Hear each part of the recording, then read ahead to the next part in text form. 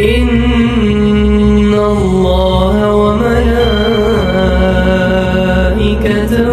يصلون على النبي يا أيها الذين آمنوا صلوا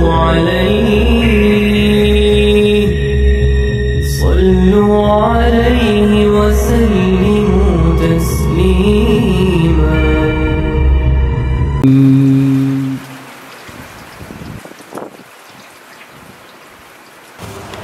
Perang Badar ini disebut juga dalam Al-Quran sebagai Yaumul Furqan, hari yang membedakan antara hak dan yang batil. Ada juga yang mengatakan bahwa Badar itu disebut Yaumal Taqal Jama'ah, itu dalam Quran, Yaumal Furqan dan Yauma Iltaqal Jama'ah. Iltaqa itu artinya berjumpa, jam'an itu dua pasukan besar. Dan disebut Badar, ada yang mengatakan karena Badar itu diambil dari nama orang, Badar Al-Kinani. Ada juga yang mengatakan Badar itu sebuah sumur yang terletak di gurun pasir yang disebut dengan tempat peperangannya, akhirnya dinisbatkan kepada sumur Badar itu. Maka perang yang disebut perang Badar. Ada juga yang mengatakan karena daerah Badar itu dia seperti sumur melingkar, makanya kemudian disebut Badar, dan perangnya disebut perang Badar. Perang Badar ini ikhwan terjadi pada tanggal 17 bulan Ramadan. Subhanallah, bulan yang penuh berkah, bulan yang dibukakan pintu-pintu sorga, bulan yang ditutup seluruh pintu neraka, dan bulan yang setan-setan diikat di situ. Bulan yang penuh berkah. Dan dalam sejarah ada beberapa peperangan yang terjadi di bulan Ramadan. Yang pertama perang Badar, kemudian Fathu Mekah, termasuk juga perang Qadisiyah, pembebasan Baitul Maqdis di zaman Umar ibn Khattab, kemudian perang Tatar, dan semua peperangan yang terjadi di bulan Ramadan Allah menangkan. Ma'asyiral muslimin, perang Badar ini berbeda dengan perang-perang yang lainnya. Kenapa? Karena perang Badar ini sebenarnya tidak ada tujuan perang sama sekali. Nabi tidak ada tujuan perang. Makanya Nabi tidak mencela orang-orang yang tidak ikut dalam peperangan. Nabi itu ketika keluar ke Badar hanya menganjurkan orang-orang yang hadir saja untuk berangkat. Adapun orang yang bekerja di ladang-ladang mereka atau sedang safar, mereka tidak diwajibkan untuk ikut dalam peperangan, karena memang tujuannya bukan perang. Tujuannya hanya untuk merampas kafilah dagangnya Abi Sufyan yang datang dari Syam menuju Mekah. Itu saja. Kenapa Nabi SAW ingin merampas itu, ingin merampok apa yang ada pada Abi Sufyan? Karena Nabi ingin mengambil haknya kembali. Dahulu Nabi SAW ketika berdakwah di kota Mekah, apa yang terjadi? Dimusuhi, diancam, bahkan hendak dibunuh. Para sahabatnya disiksa, bahkan sahabat juga ada yang dibunuh seperti keluarga Ammar bin Yasir. Maka ketika itulah Allah mengizinkan mereka hijrah. Ketika hijrah, mereka tidak membawa kecuali sehelai baju di badannya. Orang-orang Quraisy merampas harta mereka, merampas rumah mereka, merampas kebun mereka, merampas bisnis mereka. Maka Nabi ingin mengambil haknya kembali. Maka Nabi SAW tidak banyak membawa orang, hanya 314 orang saja.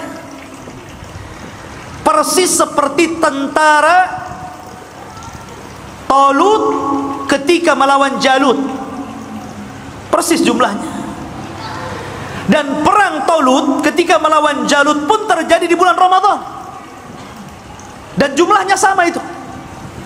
Ya. Jumlah tentara Talut 314. Jumlah tentara Rasul yang ke Badar sama 314 orang. Dengan 2 kuda. Hanya 2 kuda saja dan 3 unta. Itu pun untanya gantian tuh. Disebutkan bahwa Nabi SAW menunggang unta bertiga gantian. Abu Lubabah, kemudian Ali bin Abi Thalib, dan Nabi SAW. Kemudian unta satunya Mikdad dan yang lainnya. Jadi bolak-balik gantian, karena Badar itu cukup jauh juga, berkilo-kilo dari Madinah. Lah ketika itu Nabi SAW justru yang lebih banyak jalan dibandingkan naik. Nah, lihat, harusnya Nabi itu lebih banyak menunggang dibandingkan berjalan, kan? Itulah sosok pemimpin, ikhwan. Ketika itu Ali dan Abu Lubabah malu, masa Nabi jalan kaki, saya naik unta. Maka kata Ali radhiyallahu an, ya Rasulullah, lebih baik Anda saja yang naik, kami yang berjalan. Maka Rasul mengatakan, ya Ali, kalian tidak lebih kaya pahala dibandingkan diriku, dan kalian tidak lebih kuat fisiknya dibandingkan diriku. Sudah, naik saja.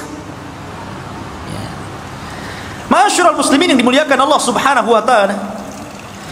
Maka ketika Nabi SAW bergerak, kemudian mengutus orang untuk memeriksa kafilah itu tentang benar dan tidaknya, akhirnya Rasul mendapatkan kepastian bahwa kafilah Abu Sufyan telah bergerak dari Syam. Abu Sufyan ini tidak bodoh, orang cerdas. Ya. Ketika dia mendengar isu bahwa dia akan diserang oleh Rasul dan pasukannya, dia pun mengutus orang untuk mengecek ke Badar. Tidak puas, dia cek sendiri. Sampai di Badar, gak ada orang, kecuali orang-orang yang memang tinggal di situ, beberapa orang saja. Kata Abu Sufyan kepada orang-orang yang tinggal di Badar, ada nggak pergerakan-pergerakan atau orang-orang ramai yang menuju ke sini? Orang situ tidak tahu. Karena Nabi SAW dalam setiap peperangan selalu menggunakan taktik tawari. Tawari itu artinya, pamannya nih, dari sini ke Batam Center harusnya melewati jalan yang harusnya dilalui jalan besar, tapi dia mungkin belok ke Bengkong dulu sana. Itu namanya tawari. Setiap peperangan Rasul seperti itu, kecuali 2 peperangan. Pertama perang Badar, yang kedua perang Tabuk. Itu betul-betul dilalui dalam jalan aslinya. Kenapa Nabi di perang Badar tidak tawari? Karena Allah sudah menjanjikan kemenangan. Allah sudah turunkan ayat menjanjikan kemenangan dan akan mengutus para malaikat untuk menolong Rasul. Makanya Rasul gagah berani berjalan. La ma'asyiral muslimin. Jadi Abu Sufyan ini mencari-cari, rupanya tidak ada pergerakan di situ. Tapi Abu Sufyan kemudian mendengar berita ada 2 orang yang lewat di sini. Rupanya Abu Sufyan mencari bekas-bekasnya itu. Ketemulah kurma yang jatuh dan dia tahu itu kurma Madinah. Kata Abu Sufyan, benar. Ini Rasul ini sudah membawa pasukan. Ini kurma Madinah. Di sini tidak ada kurma. Dari situlah kemudian Abu Sufyan pun langsung membelokkan rute jalannya untuk menyelamatkan dagangannya. Dan dia mengutus Dhamdam. Dia mengatakan, ya Dhamdam, berapa hari kau bisa berjalan ke Mekah, ke Quraisy? Kata Dhamdam, 2 minggu. Kata Abu Sufyan, bagaimana kalau seandainya ku beri ongkos 5 kali lipat daripada ongkos biasa, tapi kau harus sampai 2 hari sampai di sana. Bisa bayangkan, 2 hari yang ditempuh 2 minggu jadi 2 hari pakai kuda. Gimana nasib kudanya itu? Ya, ya tentu dia tidak istirahat kan gitu, 2 hari harus sampai. Maka Dhamdam pun kemudian dengan berjalan kencang menuju mana? Menuju Quraisy, ingin memberitahu Abu Jahal. Sampai di Quraisy, dia udah kecapean, udah kecompang-camping semuanya kan. Dia pun naik ke atas bukit. Kemudian kebiasaan tradisi Arab, kalau membawa berita yang sangat menghebohkan dan mengkhawatirkan, maka selalu melepas bajunya dan membalikkannya. Itu tradisi mereka.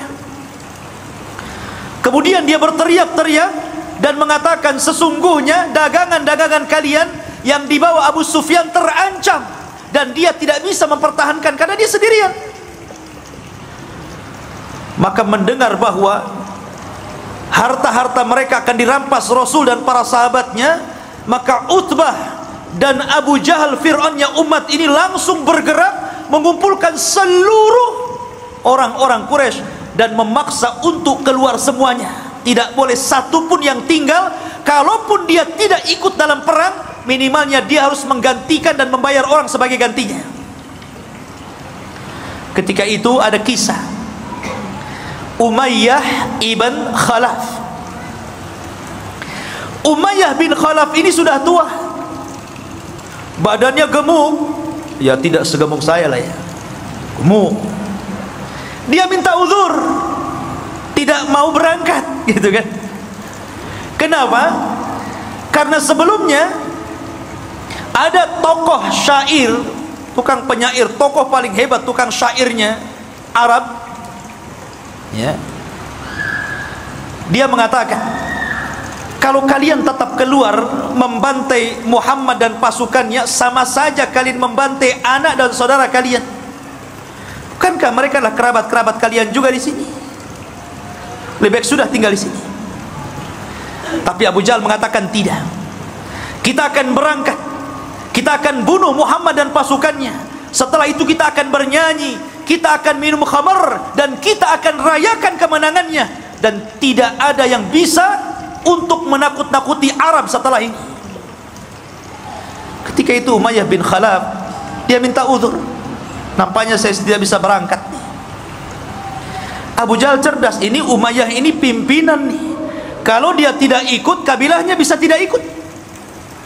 Akhirnya kemudian dia bawa kayu gaharu. Antum tahu gaharu yang dibakar itu?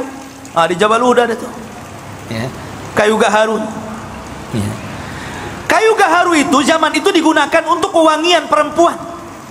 Jadi kalau perempuan mau kawin, biasanya diletakkan kayu dibakar, kemudian bajunya itu dikebas-kebaskan biar wangi. Kayu gaharu, artinya itu untuk perempuan. Abu Jahal membawa kayu gaharu, diletakkan di depan Umayyah bin Khalaf. Kata Umayyah, ngapain kamu bawa gaharu ke sini? Ya, karena engkau perempuan. Kalau engkau laki-laki, engkau akan ikut perang. Lihat cerdas, ya. Akhirnya kemudian bangkit keberaniannya. Kenapa Umayyah itu takut berperang? Karena dia pernah mendengar ramalan dari siapa? Dari kawannya Sa'd bin Mu'adz. Sa'd bin Mu'adz ini pemimpin Ansar, dan dia berkawan dengan Umayyah di masa jahiliyah, dan di masa Islam pun tetap baik. Jadi ketika Sa'd ibn Mu'adz ini umrah, ingin tawaf gitu kan di Ka'bah, dan dia sudah masuk Islam, Umayyah bin Khalaf ini siap menjamin keamanannya, karena dia tahu siapa ini pembesar orang-orang Ansar, orang-orang Madinah, orang-orang Yathrib. Tapi kemudian ketika ketemu dengan Abu Jahal, tidak suka Abu Jahal, kemudian mengancam untuk membunuhnya. Tapi Sa'ad Ibnu Mu'adz ini mengancam balik Abu Jahal, kalau engkau ingin membunuhku wahai Abu Jahal, ingat, seluruh orang-orang yang berniaga dari Mekah ke Syam, rutenya lewat jalur rute jalanku. Akan kusuruh anak buahmu membantai kamu dan orang-orang yang berdagang ke Syam. Ketika itulah, karena Umayyah tidak membelanya, dia mengatakan, ingat wahai Umayyah, aku pernah mendengar Nabi SAW mengatakan bahwa engkau akan dibunuh. Engkau akan dibunuh. Disitulah dia terkenang dengan ramalan Sa'd bin Mu'adz, makanya dia nggak mau berangkat. Karena dia tahu bahwa tidak mungkin Sa'd ini bicara sembarangan. Tapi cerdas lagi Abu Jahal, biar dia mau perang dibuat kayak gitu kan. Kamu ini perempuan, bukan laki-laki. Kalau laki-laki berangkat jihad. Akhirnya bangkit, diajak juga anaknya semuanya keluar kecuali kabilah Bani Adi dan Abu Lahab. Abu Lahab tidak keluar, dan dia menggantikan orang dan membayarnya untuk keluar. Kan itu syaratnya, kalau tidak ikut perang harus ganti orang dan bayar. Keluar semuanya ikhwan, jumlahnya 1000 lebih. Berangkat mereka. Lah Nabi SAW ikhwafidin muliakan Allah subhanahu wa ta'ala, di sisi lain maka Nabi SAW kemudian mendengar ada pasukan besar yang digerakkan oleh para pembesar Quraisy, sementara Rasul ini tidak ada persiapan. Bukan mau perang kok. Mereka hanya untuk menghadang kafilah Abu Sufyan, sehingga peralatan perang juga ala kadarnya, persiapan juga ala kadarnya, tidak punya pengalaman perang. Makanya Nabi SAW bermusyawarah ketika itu, karena ini urusannya orang-orang muhajirin, bukan orang-orang ansor. Ini kan urusannya orang muhajirin, orang ansor nggak terlibat di sini. Nabi itu kan ingin mengambil hak orang-orang muhajirin, orang ansor nggak ada urusan di sini. Tapi orang ansor itu solidaritasnya luar biasa, ukhuwahnya luar biasa. Makanya dia mengirim pasukan jauh lebih besar dibandingkan muhajirin. Muhajirin 80 orang saja, lebihnya orang ansor dari 314 itu. Luar biasa. Kalau dalam tentara itu jiwa korsanya itu nggak mau tuh tolong juga. Maka Rasul mengatakan kepada orang-orang ansar, wahai orang-orang ansar, ini perkara muhajirin, tapi musuh di depan kita ini macam mana? Seolah-olah Rasul SAW mengisyaratkan agar mereka ikut bergabung. Ketika itulah pemimpin ansar tegak, namanya Sa'd bin Mu'adz, yang ketika kematiannya arsy Allah guncang, 70.000 malaikat turun. Dia bangkit dan mengatakan, ya Rasulullah, perintahkan sesukamu, kami akan melakukan apapun kehendakmu. Oh, senang Rasul, ada dukungan orang-orang ansar. Dari sini Nabi SAW masih khawatir. Bagaimanapun manusiawi ikhwan, Rasul itu bukan malaikat. Kalau Rasul malaikat, susah antum niru dia. Malaikat nggak kawin, antum pengen kawin ya. Malaikat nggak punya anak, antum punya anak. Malaikat nggak makan, antum 3 piring 4 piring sehari ya. Malaikat tidak kencing, tidak berak. Malaikat itu berbeda dengan makhluk. Makanya Rasul itu manusia, jadi ada sisi kemanusiaannya. Rasa takut itu wajar, takut kalah, karena melihat bahwa pasukan orang Quraisy itu besar dan pasukan dia sedikit ya. Maka Nabi SAW berdoa tengah malam, kemudian dia menagih, seolah-olah menagih janji Allah subhanahu wa ta'ala.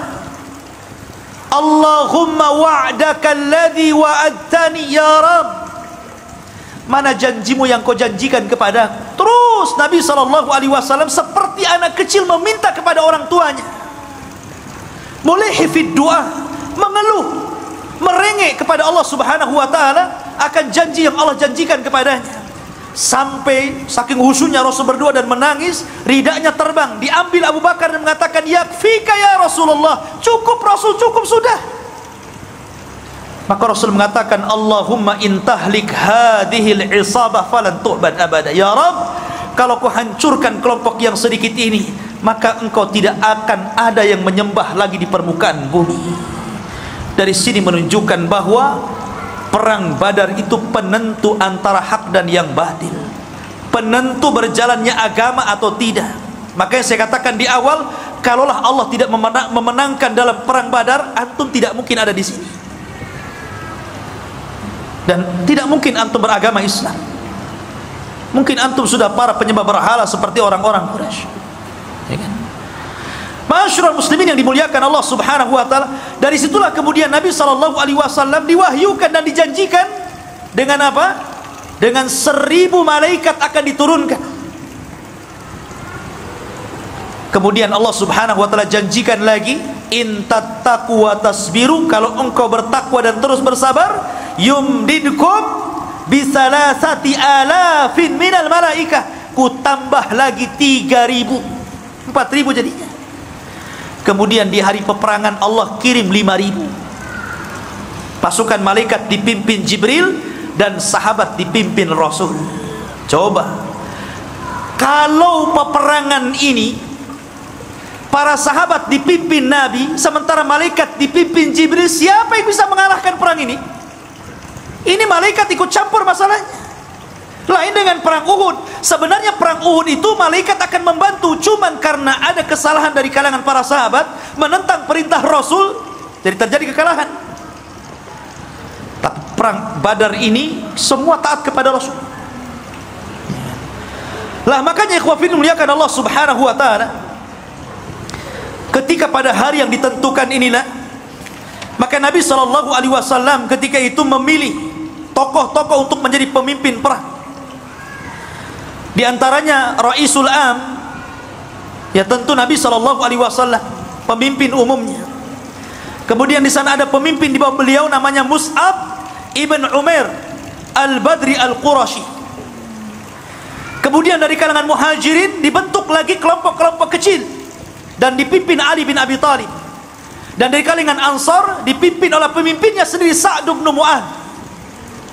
Dan dibuat bersop-sop. Rasul membuat taktik perang yang tidak dikenal orang-orang Arab.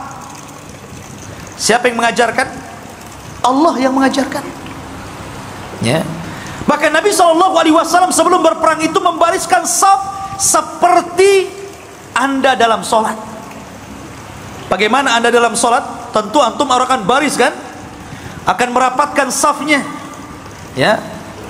Saf salat gimana? Tumit dengan tumit berjumpa, bahu dengan bahu berjumpa. Makanya kalau sholat itu kaki jangan terlalu meregang, nanti bahunya nggak ketemu. Harus sama, jadi bahunya ketemu, tumitnya juga ketemu. Itu namanya merapatkan saf dan meluruskannya. Kalau seperti itu pasti lurus tuh sholatnya. Ini mah enggak ya, imamnya ngomong apa? Rapatkan saf kalian. Tapi ketika sang imam jadi makmum, dia pula yang tidak merapatkan safnya. Cemana pula imam ini? Masyarul muslimin yang dimuliakan Allah Azza wa Jalla. Lah setelah itu kemudian Nabi SAW membariskan. Ada satu kisah ketika Rasul membariskan saf tentara ini. Ada yang mengatakan ada seorang namanya Sawad, ada yang mengatakan Ukasa bin Mihsan. Jadi orang itu lurus barisnya, ini agak ke depan nih. Maka Nabi SAW mengambil tongkat kemudian memukul perutnya supaya mundur. Nabi SAW tegas ya kan. Rupanya kejadian ini teringat satu kisah di saat akhir wafatnya Nabi SAW. Ketika Nabi SAW sudah sakit parah, kemudian mengumpulkan para sahabatnya dan mengatakan di hadapan para sahabatnya, wahai manusia, ya ayyuhan nas, man kuntu dharabtu dhahran fahadha dhahri falyaqtas minni. Wahai manusia, siapa yang dulu pernah kupukul punggungnya, nih punggungku, kisah sekarang. Ketika itu semua para sahabat terdiam.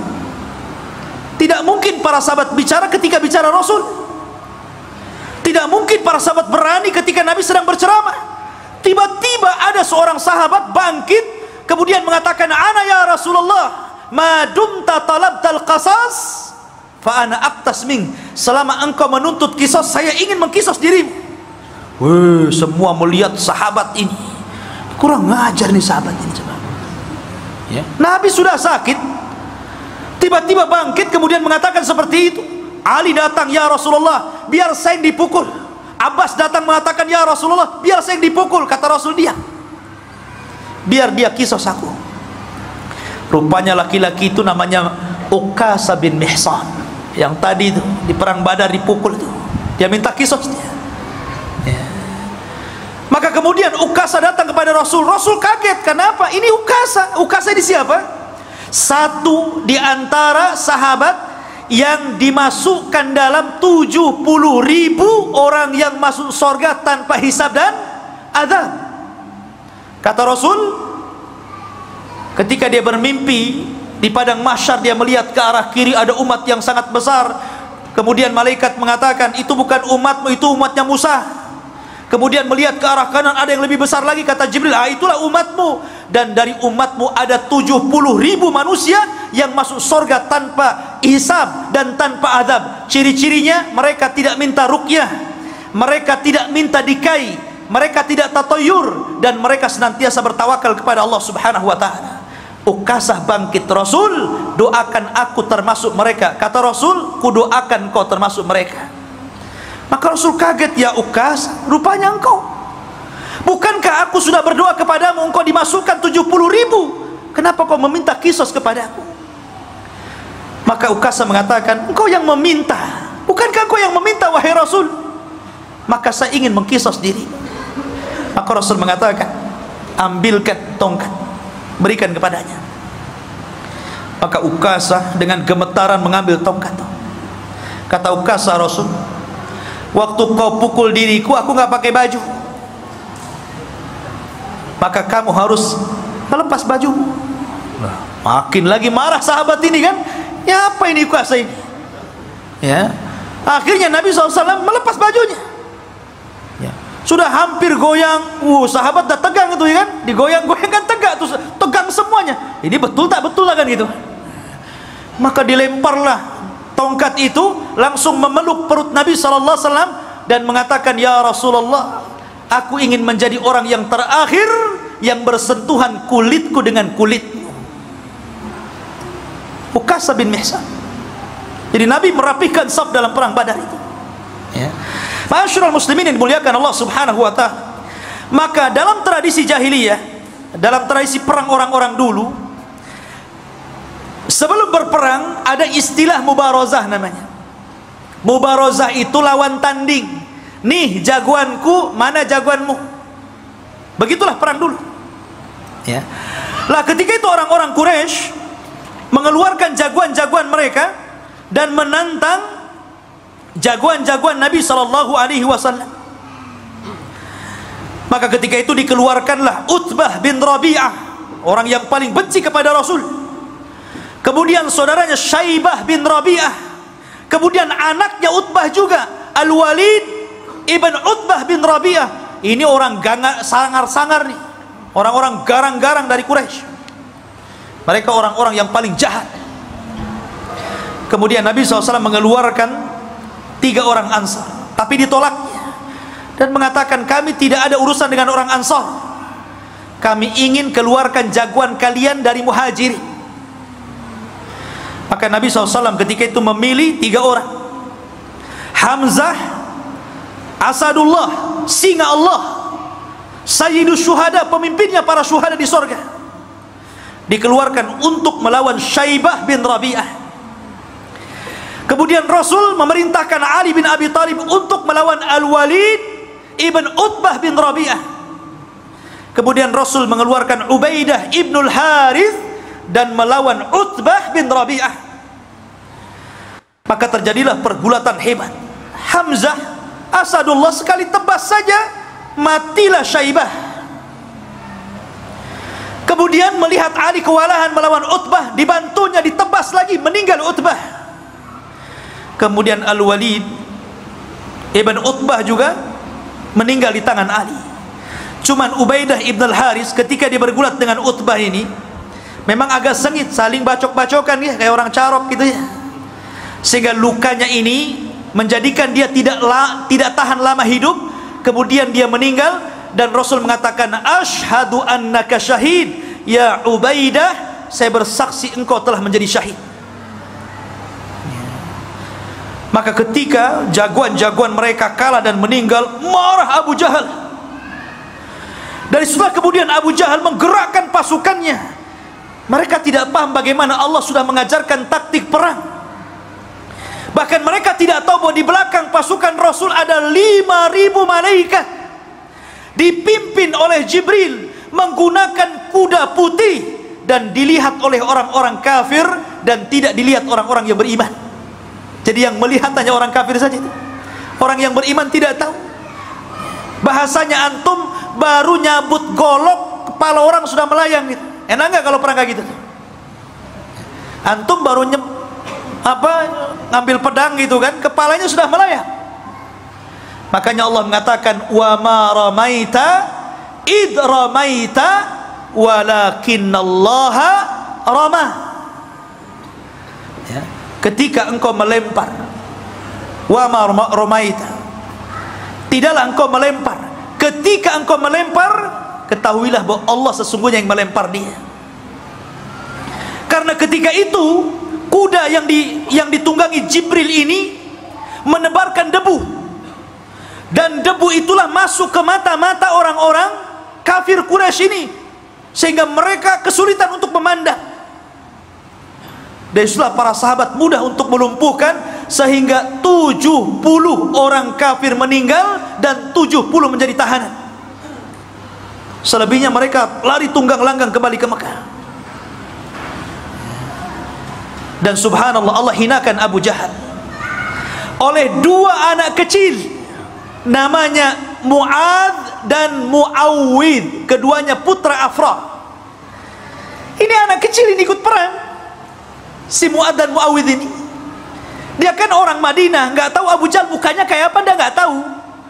Ketika peperangan dia cari Abdurrahman bin Auf dan mengatakan, ya Abdurrahman, yang mana sih Abu Jahal itu? Si Fir'aunnya umat ini yang mana ya? Kata Abdurrahman, no, itu tuh orang itu. Langsung dua anak kecil ini, dua anak remaja ini mencabut pedangnya, dikeroyok sama dua anak remaja ini, mati Abu Jahal. Bayangkan ya. Dan keduanya mengklaim membunuhnya, dan Rasul membenarkannya.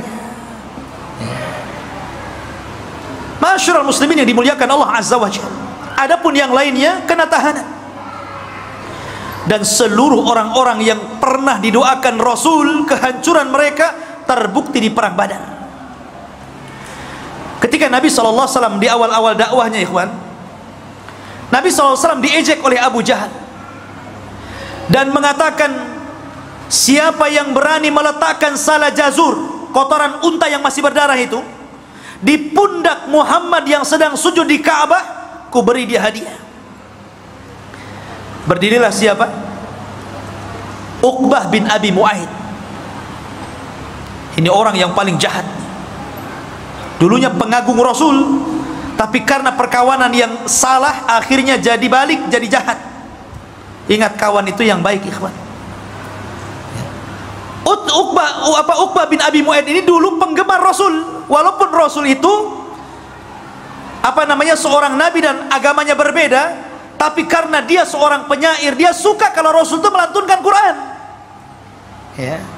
Makanya suatu ketika karena bangganya mengidolakan, ya samalah seperti antum orang Islam mengidolakan para pemain bola. Para pemain bola itu sebagian mereka kafir, bahkan kebanyakan kafir.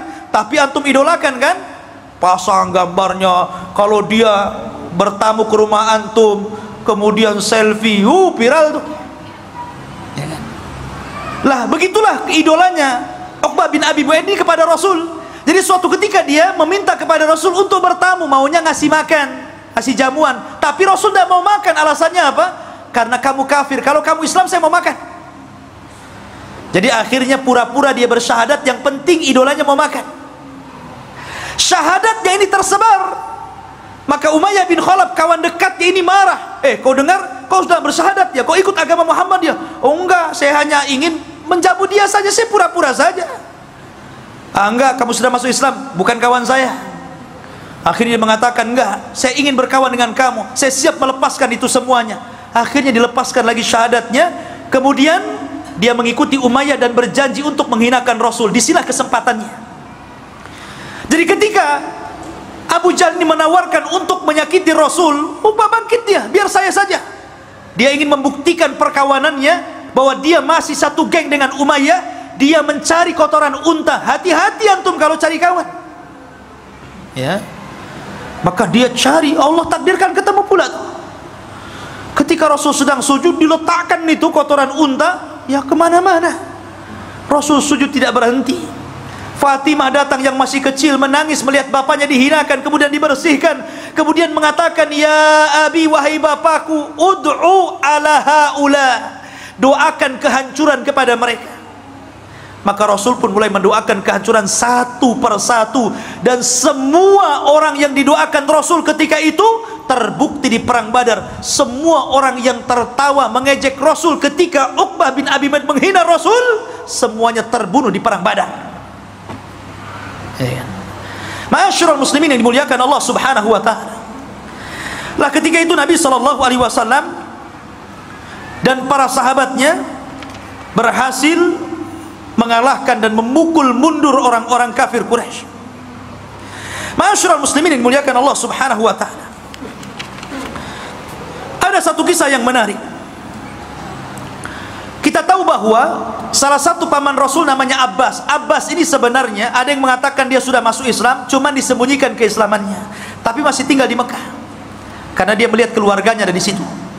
Ada yang mengatakan dia tidak masuk Islam, tetapi walaupun demikian dia menganggap Rasul adalah kerabatnya, keluarganya, tidak mungkin dia memerangi.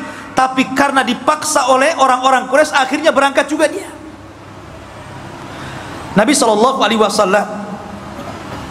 ketika itu mewanti-wanti kepada para sahabatnya, kalian kalau dalam peperangan berjumpa dengan pamanku Abbas, jangan kalian bunuh.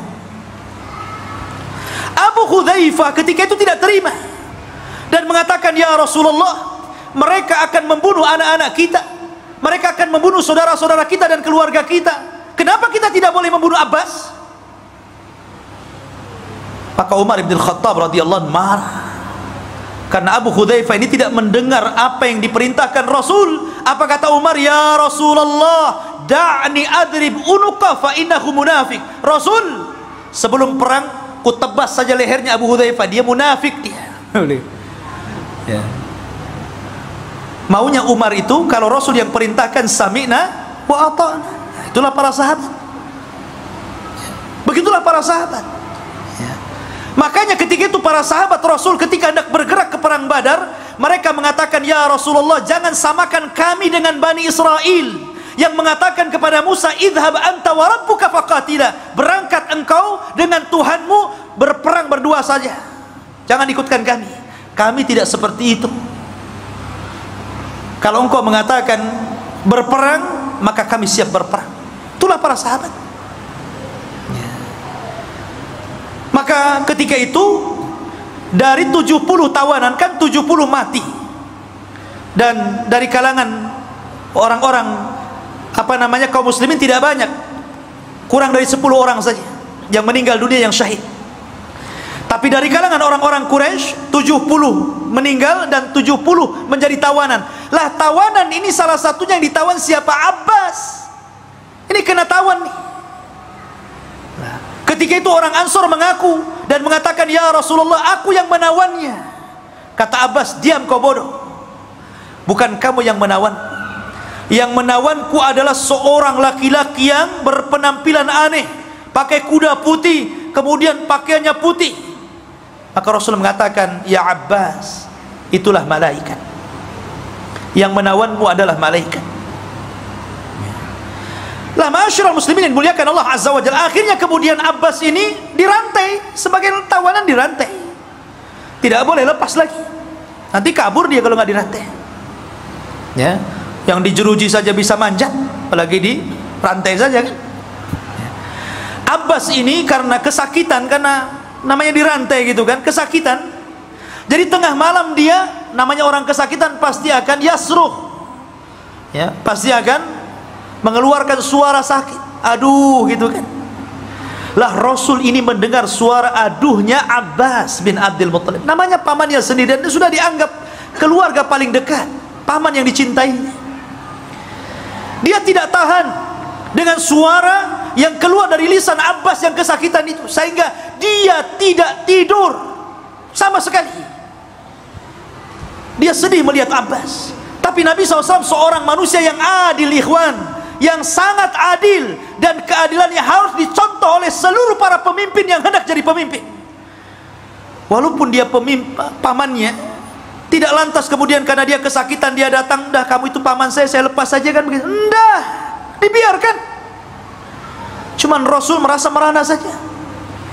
Di pagi harinya itulah dia mengumpulkan para sahabat Rasul.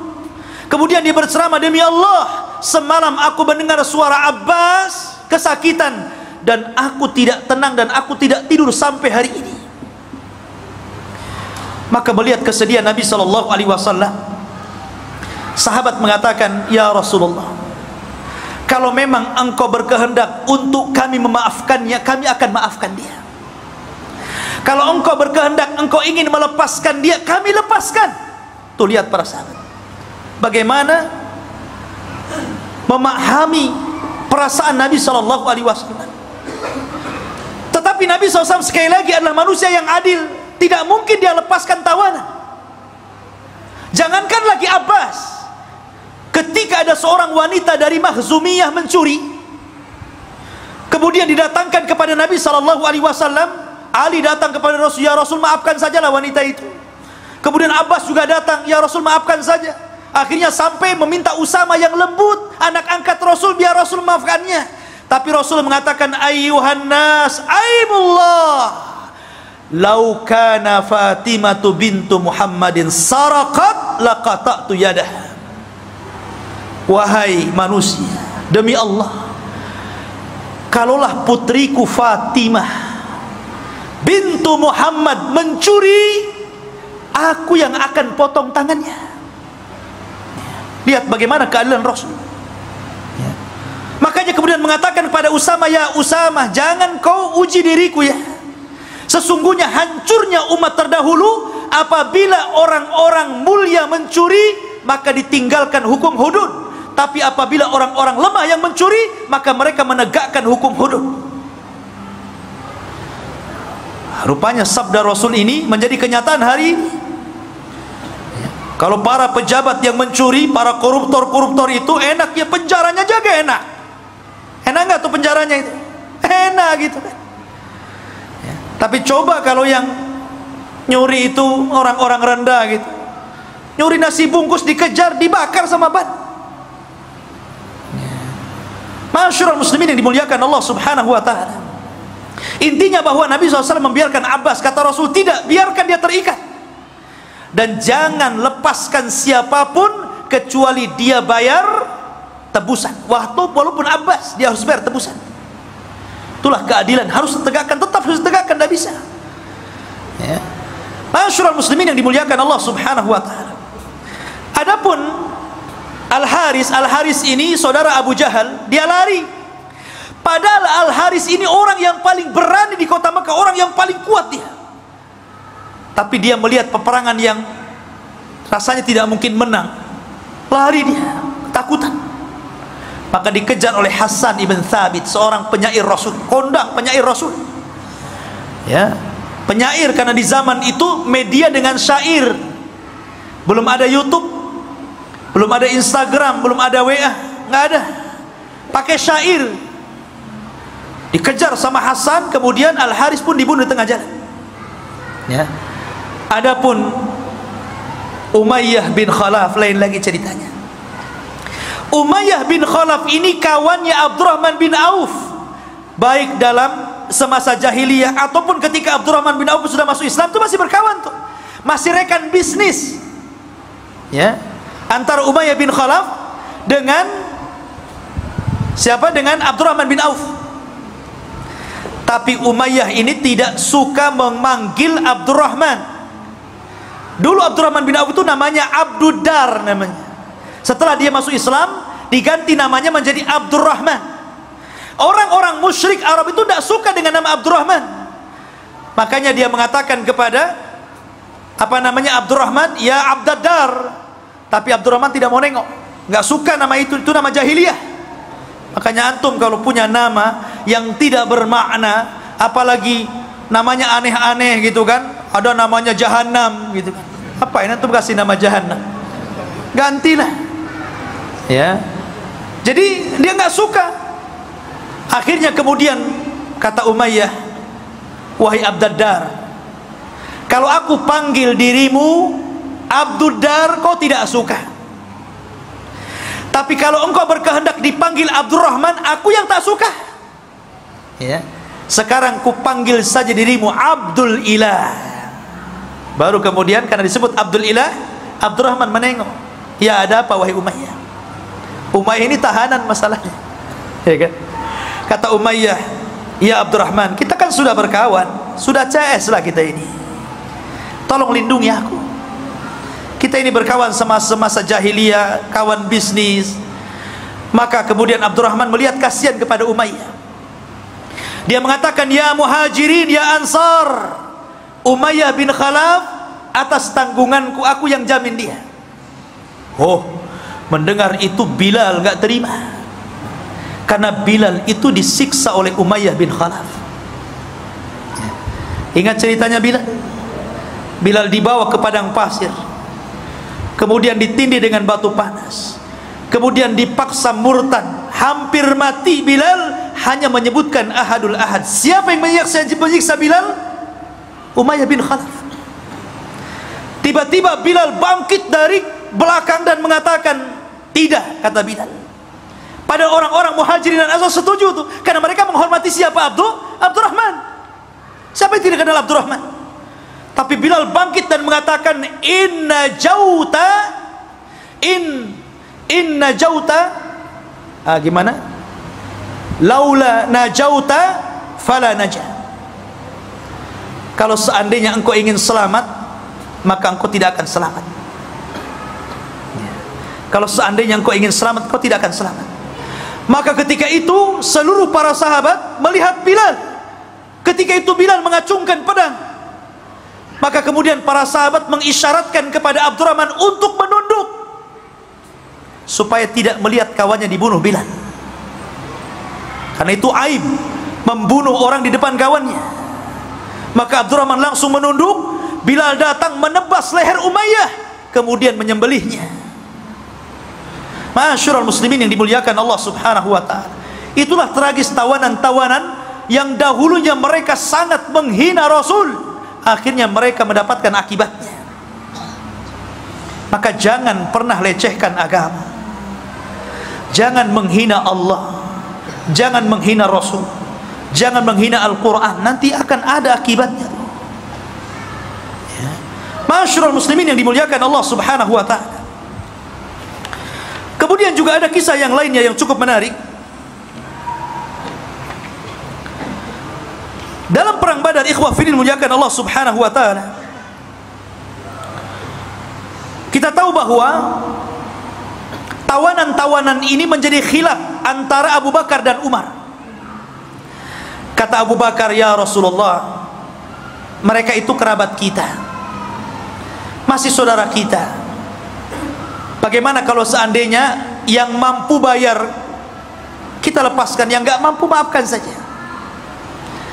Kata Umar, tidak, mereka musuh Allah dan Rasulnya, mereka harus dibunuh.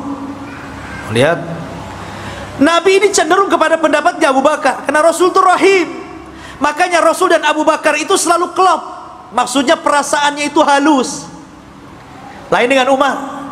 Ya, orang itu kan begitu ya, ada yang lembut, ada yang kasar. Ya, nah memang Nabi Adam juga diciptakan dari benda tanah-tanah yang halus, yang keras. Makanya ada yang halus, ada yang keras kepala, kan begitu. Ya. Lah, akhirnya Allah subhanahu wa ta'ala membenarkan ra'yunya siapa? Umar. Pendapatnya Umar dikuatkan sama Al-Quran. Makanya Umar itu disebut mulham. Ucapannya itu selalu menyerempet wahyu. Makanya Rasul kalau mengatakan, kalaulah ada Nabi sepeninggalku, Umarlah orangnya. Dia puji tuh, ya kan? Maka kemudian turunlah ayat, maka Nabi ayyakuna lahu asra hatta yudkhina fil ar turiduna aradal hayatid dunya. Tidak boleh bagi seorang Nabi itu punya tawanan hanya karena ingin merendah kepada kehidupan dunia. Dibenarkan itu ucapan Umar. Dari sinilah kemudian Nabi SAW membuat keputusan tentang tawanan itu menjadi 3. Sebagian mereka yang membahayakan dibunuh, sebagian mereka yang bisa ditebus supaya membiayai uangnya bagi kaum muslimin, tebus. Dan sebagian mereka yang tidak bisa ditebus, maka mereka harus mengajari kaum muslimin. Yang pintar matematika suruh ngajari anak-anaknya, yang pintar fisika suruh ngajari anak-anaknya kaum muslimin. Yang pintar Quran, enggak mungkin Quran orang musyrik ya. Ya. Intinya suruh menyalurkan ilmunya, dibagi 3 akhirnya. Begitulah Allah, Rasul SAW memperlakukan para tawanan. Tapi Rasul mengatakan kepada para sahabatnya, aku nasihatkan kepada kalian agar berbuat baik kepada tawanan kalian. Lihat bagaimana kita lihat sekarang ketika orang-orang kafir menawan kaum muslimin. Kita lihat di media-media mas bagaimana mereka disiksa habis-habisan, terkadang mati meninggal di penjara. Tapi Islam tidak demikian. Islam itu dinur rahmah, ikhwan. Kata Rasul, saya wasiatkan kepada kalian agar berbuat baik kepada tawanan kalian. Antum ingat kisahnya Sumamah bin Asal? Dia kena tawan tuh, ya. Dia kena tawan oleh pasukan Rasul, dibawa ke hadapan Rasul. Kata Rasul, ikat dia di masjid. Dari sini menurut ulama fikih mengatakan bolehnya orang junub duduk di masjid. Karena Sumamah bin Asal ini orang kafir, tentu tidak pernah mandi junub. Orang kafir mandi junub nggak? Nggak mungkin orang kafir mandi junub. Artinya bahwa orang kafir pasti junub kan? Tapi oleh Rasul diikat di masjid 3 hari lagi. Kalau memang orang junub tidak boleh di masjid, tentu Rasul akan ikat di luar masjid kan? 3 hari. Setiap hari Rasul menawarkan Islam, dan Rasul memperlakukan Sumamah dengan baik, para sahabatnya juga dengan baik, bicaranya lembut. Dari situlah Sumamah melihat bagaimana akhlak Rasul dan para sahabat. Karena 3 hari tidak mau masuk Islam, dilepaskan sama Rasul. Kenapa? Karena Sumamah bin Asal ini adalah pemimpinnya Yamamah, dan Yamamah itu adalah penghasil gandum terbesar yang memasok gandumnya ke Quraisy. Ini kalau dibunuh bahaya, ya, makanya dilepas.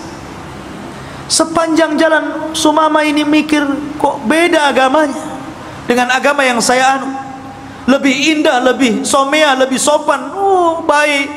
Balik lagi dia, kemudian mengislamkan dirinya, asyhadu an la ilaha illallah wa asyhadu anna Muhammadar Rasulullah. Lihat, kan dia bisa aja pulang kan, balik lagi masuk Islam dia.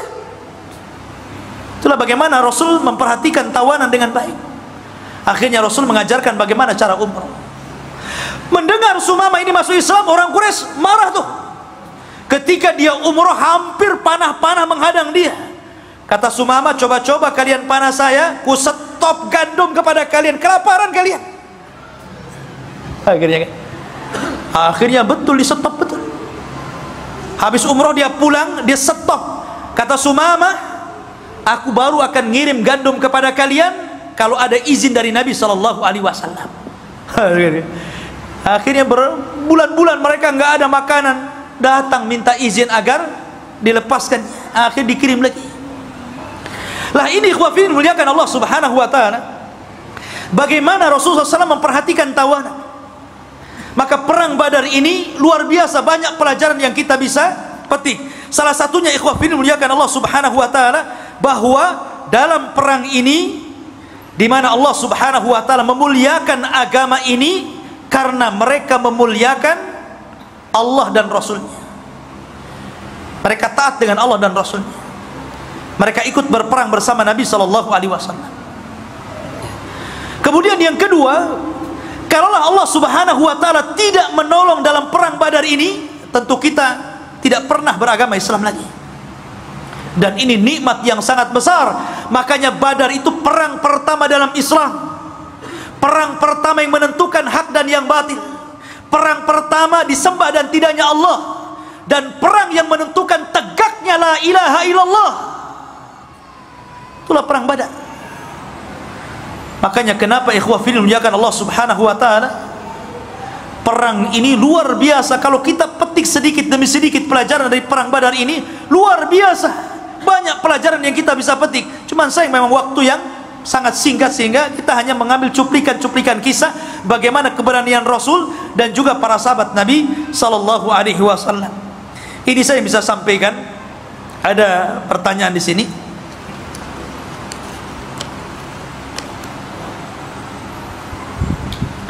Assalamualaikum Ustaz, barakallahu fiik wa iyyak. Bagaimana cara Allah menjaga riwayat yang sampai saat ini sedangkan waktu sudah berjalan sangat lama. Semenjak Rasul wafat, banyak kisah-kisah yang Ustaz sampaikan sampai dengan detail ini. Apakah tidak ada kesalahan dalam kisah-kisah tersebut? Gimana proses penyampaian riwayat kisah yang Ustaz sampaikan kepada kami? Soalnya Anda pernah dengar kisah yang agak berbeda tentang orang yang minta qisas kepada Nabi SAW. Ya, ya. Boleh. Iya. Bismillah, alhamdulillah. Tentang riwayat ini memang masih diperselisihkan tentang sahih dan dhaifnya, tentang riwayat Ukasah dan riwayat Sawadi. Akan tetapi saya di sini sedang mengkisahkan sebuah kisah. Makanya kalau antum melihat tentang kitabnya Ibnu Katsir Bidayah wan Nihayah, itu dicantumkan ada yang riwayat yang sahih, ada juga riwayat yang tidak sahih. Terkadang kalau cerita para nabi dan rasul, terkadang kisah-kisah Israiliyat itu pun dimasukkan oleh beliau di situ. Karena kita sedang merunut sebuah sejarah. Ya. Merunut sebuah sejarah. Ya, tapi tentunya di atas langit masih ada langit. Kalaupun seandainya yang saya sampaikan kemudian antum mendapatkan ada riwayat yang sahih, mungkin riwayat yang saya sampaikan dhaif, alhamdulillah, itu menjadi sebuah tambahan ilmu untuk antum. Ya. Dan ini juga bagian daripada nasihat untuk saya. Tapi karena di sini makomnya sedang berkisah, tentu kita akan merangkai kisah itu sebagaimana runutan kisahnya supaya enak didengar dan tahu gambarannya seperti apa. Kalau kita mengkisahkan sesuai dengan hadis-hadis terputus-putus, tentu antum dengarnya juga nggak enak kan gitu. Antum sedang mensyarah sebuah hadis jadinya, bukan sedang mengkisahkan sebuah kisah. Beda ya. Kalau kita belajar hadis, ya tentu kita akan cek dulu tentang riwayatnya ini, namanya apa namanya, kesohihan dan tidaknya. Bagaimana hadis ini pandangan para ulama secara hadisiahnya, baru kemudian diambil hukum-hukum fikihnya kan. Tapi di sini saya sedang menceritakan sebuah kisah. Kisah secara umum seperti ini. Lah, untuk memperdalam kisah-kisah ini antum bisa baca lagi di buku-buku seperti Bidayah wan Nihayah Imam Ibnu Katsir, atau dalam kitab Rahiqul Makhtum, ya. Kemudian dalam kitab Ibnu Hisham dan kitab-kitab sejarah yang lainnya, antum kembangkan. Sebab kalau antum sudah tahu kerangka kisah itu, kalau antum baca, oh ya saya pernah dengar, ya, oh seperti ini runutannya, ya. Jadi seperti itu. Sebab kalau seandainya kita ikutkan dengan riwayat-riwayatnya, bagaimana riwayat ini lemah, siapa di dalamnya, kemudian bagaimana pandangan ulama, nggak jadi berkisah ya, jadi mensyarah hadis jadinya, ya. Wallahu a'lam. Taib. Kemudian yang selanjutnya, Ustaz, apakah kami memiliki kesempatan masuk ke dalam golongan 70.000 masuk surga tanpa hisab dan adab? Ya, bisa. Karena Nabi SAW tidak menyebut orangnya, tapi menyebut sifatnya supaya akan ada sampai kiamat dibangkitkan. Yang pertama, sifatnya tidak minta diruqyah. Bukan meruqyah atau minta diruqyah, itu tidak boleh. Boleh, tidak ada masalah. Maksudnya tidak minta diruqyah itu kalau tidak darurah. Kecuali kalau darurah, memang antum ini kesurupan atau apa, ada penyakit gitu kan, dan tidak ada jalan kecuali ruqyah, minta ruqyah nggak masalah, dan nggak tetap masuk dalam 70.000. Maksudnya itu dia tidak berhajat, tahu-tahu minta diruqyah. Karena kenapa minta diruqyah ini mengeluarkan 70.000 orang yang dijanjikan masuk surga tanpa hisab dan adab? Karena takut mempengaruhi tawakal. Tawakal itu harus kepada Allah. Tapi ketika kemudian antum minta ruqyah, kemudian antum sembuh, nanti antum bergantung kepada ustadz yang meruqyah. Terkadang saking fanatiknya kepada ustadz yang meruqyah, yang ini mantap ustadz ini kalau meruqyah jinnya langsung minggat, yang ini agak seret-seret jinnya, ya. Jadi tawakalnya kurang, ya, makanya dilarang, ya. Kemudian yang kedua, tidak minta kai. Kai itu mengobati dengan besi panas. Orang dulu itu kan kalau kena bacok pedang, zaman sekarang kan kalau kena luka kan banyak, ada betadin, ada ini, ada itu kan. Adalah supaya tidak tetanus kan gitu. Zaman dulu kan nggak ada obat-obatan kayak gitu. Maka supaya tidak membusuk, bekas lukanya itu ditancap besi panas. Sama dengan orang yang menghilangkan tato dengan setrika gitu kan. Zaman dulu kan begitu ya. Zaman dulu itu takut kalau punya tato ditangkap masalahnya. Kemudian terkadang mereka disetrika kan, nggak boleh gitu. Kenapa nggak boleh? Karena dikhawatirkan rasa takutnya melebihi dari rasa takut kepada Allah. Harusnya takut diberikan kepada Allah, jadi takut besi panas jadinya kan. Jadi mengurangi tauhid. Ataupun yang ketiga, tatayur. Antum tidak menjadikan sesuatu yang antum lihat, antum dengar, ya kan? Antum meraba adanya keuntungan atau adanya kerugian dalam sesuatu.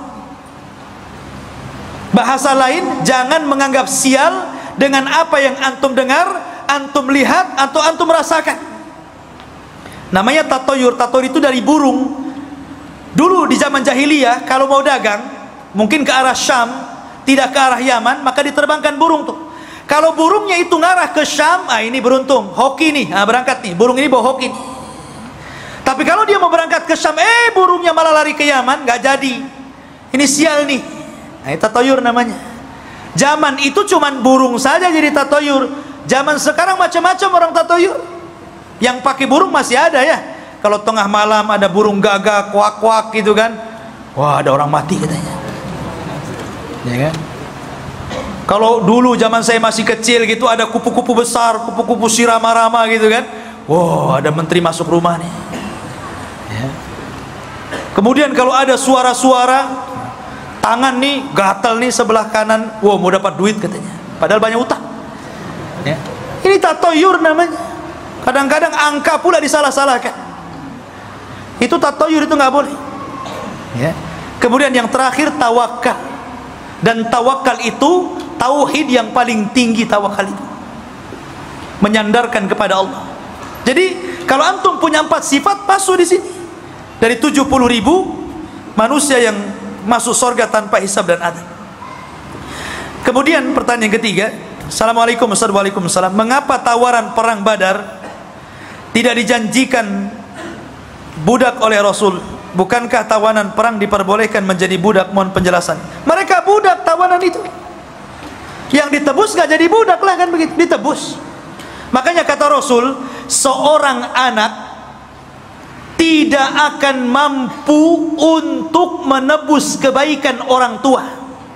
Walaupun antum bikinkan rumah orang tua itu umpamanya, ya, anggaplah bangunan yang tinggi, flat gitu kan, bangunan yang sangat tinggi. Anggaplah 100 tingkat, saking tingginya sampai mereng begitu kan. Kemudian antum kasih apalagi tanah yang luas, mobil yang mewah, kemudian rumah yang indah. Kemudian antum kasihkan sama orang tua, cukup? Tidak. Tidak bisa. Tidak mungkin antum bisa membalas kebaikan orang tua kecuali satu, kata Rasulullah. Kecuali kalau orang tua antum menjadi tawanan perang, kemudian jadi budak, antum datang dan menebus, memerdekakan orang tua antum, baru sebanding kebaikannya. Ya. Kalau yang ditebus, bebas dia. Tapi kalau yang tidak ditebus, tidak bebas, dia jadi budak. Makanya suruh ngajari. Ya. Mereka tetap jadi budak. Dan sebab perbudakan dalam Islam itu karena kekafiran. Jadi kalau seandainya perang nih, muslim sama kafir, perang syar'i, betul-betul perang, jihad, kemudian orang Islam menawan orang kafir, setelah ditawan masuk Islam, tetap budak dia. Beda kalau sebelum ditawan dia masuk Islam, dia tidak budak, karena dia masuk Islam sebelum ketangkap. Tapi kalau ketangkap kemudian masuk Islam, tetap budak. Makanya Bilal, dia masuk Islam kan, tapi tetap budak. Setelah dimerdekakan Abu Bakar baru tidak budak. karena sebab perbudakan dalam Islam itu karena kekafiran dia. Ya, itu yang antum harus pahami. Jadi mereka budak. Wallahu a'lam. Baik. Ini ada amanah. Siapa yang bisa menjawab dapat kitab.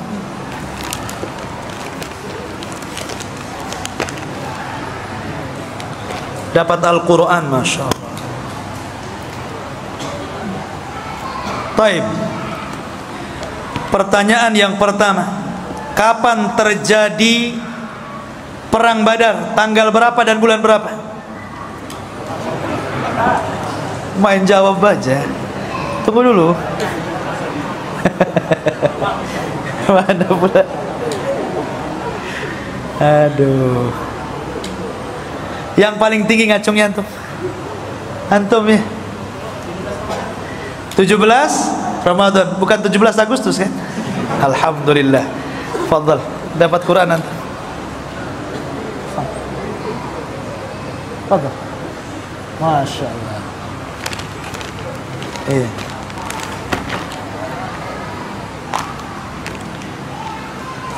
Berapa jumlah? Tunggu dulu antum nih. Berapa jumlah apa? Pertanyaan belum selesai udah dijawab. Hebat antum menebak ya. Taib. Berapa jumlah pasukan dari kaum muslimin dalam perang Badar dan pasukan orang-orang kafir? Mulai itu ya, turun semua ya. Semangat antum. Paling depan, fadhal. Dari pasukan 314. Ahsan. Dari pasukan Quraisy 70 tambah 70 70 tambah 70 berarti 1004. Lah, kok jadi sedikit tentara kafir? Jumlah pasukan secara keseluruhan. Saya nggak bisa dipotong mushaf ini, jadi nggak bisa dikasih. Iya. Yang aja. 300 1000. Alhamdulillah, jazakallah khairan.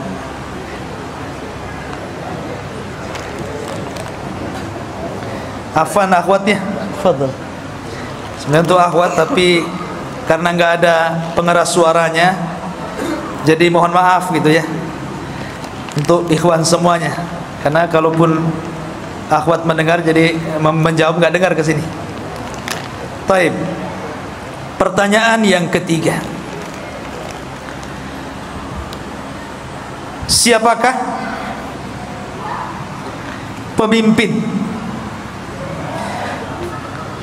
Sebutkan pemimpin atau tokoh-tokoh Quraisy dalam perang Badar dan tokoh-tokoh Muslim dalam perang Badar juga. Sebutkan tiga-tiga sajalah.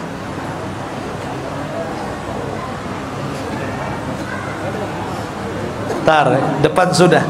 Ujung. Yang belakang, fadhal, berdiri. Berdiri. Biar orang tahu.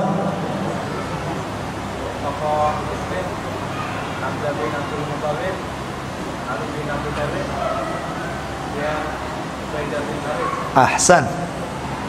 Tokoh kafir?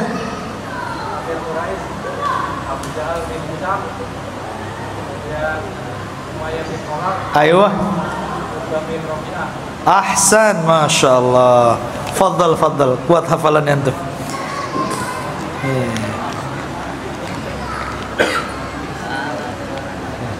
Masya Allah ya.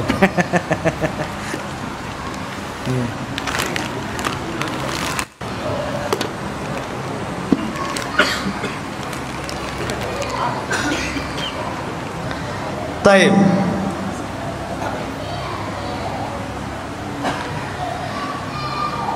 Pertanyaan yang selanjutnya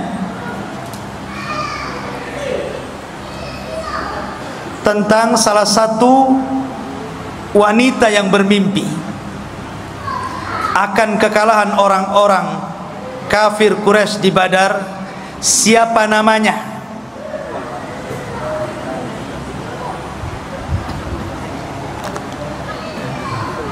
Sebelah sana belum namanya. Ujung. Atika. Ahsan Atika. Fadhil. Coba apa?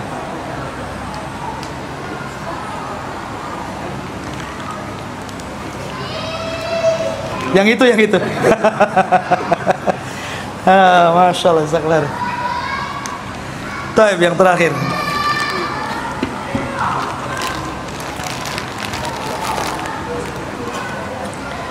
Nama lain dari perang Badar. Ya antum. Perang Yaumul Furqan atau? Iya, kan ada beberapa saya sebutkan.